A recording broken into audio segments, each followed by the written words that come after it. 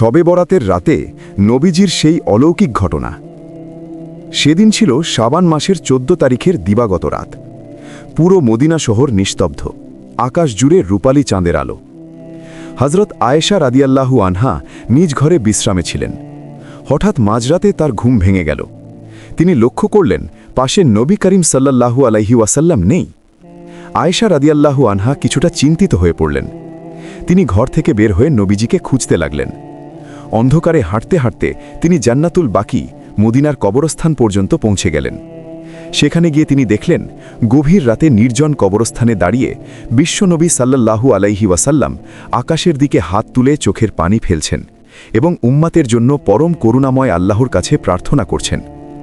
নবীজি যখন মোনাজাত শেষ করলেন, আয়েশা রাদিয়াল্লাহু আনহাকে দেখে মৃদু হাসলেন এবং বললেন, হে আয়েশা, তুমি কি ভয় পেয়েছিলে যে আল্লাহ ও তার রাসূল তোমার প্রতি অবিচার করবেন?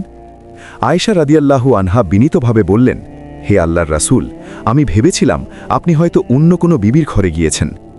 তখন নবী করিম সাল্লাল্লাহু আলাইহি ওয়াসাল্লাম এই রাতের মহিমা বর্ণনা করে বললেন, হে আয়েশা, এটি হলো মধ্য শাবানের রাত।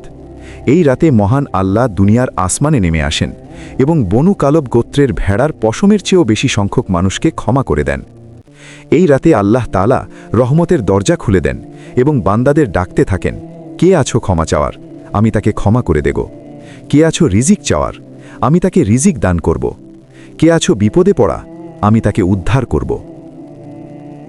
যদি ভিডিওটা ভালো লাগে একটি লাইক দাও আর কমেন্ট করে জানাও গল্পটা তোমার কেমন লেগেছে। আর আমাদের পেজটা ফলো দিয়ে রাখো, যদি পরবর্তী ভিডিও ছাড়ি সাথে সাথে তোমার কাছে চলে যায়। আল্লাহ হাফেজ।